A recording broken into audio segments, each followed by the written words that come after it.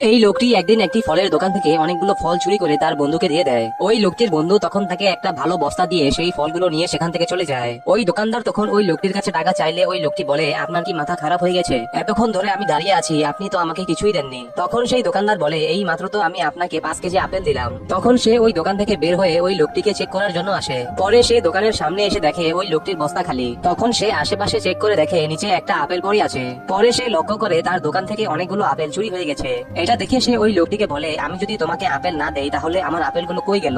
এটা শুনে ওই লোকটি বলে, আপনার কি মাথা খারাপ হয়ে গেছে? আমি তো কিছুই জানি না। ওই দোকানদারের তখন ওই লোকটির উপরে সন্দেহ হয় এবং পরে সে পুলিশকে ফোন করে। কিছুক্ষণ পরে একজন পুলিশ অফিসার সেখানে আসে এবং ওই লোকটিকে জিজ্ঞেস করে কি হয়েছে। তখন সেই দোকানদার তাকে সব ঘটনা খুলে বলে। ওই পুলিশ অফিসার তখন ওই লোকটিকে দেখে বলে, তুই না গত মাসে আমাদের জেল থেকে বের হলি? পরে সে ওই লোকটিকে ধরে সেখান থেকে নিয়ে যায়। তখন সে আবার ওই দোকানদারের সামনে যায় এবং বলে, তুমি সরকারি জায়গায় দোকান দিয়েছো কেন? তোমাকে 5,000 টাকা দিতে হবে, না হলে আমি তোমাকেও জেলে নিয়ে যাব।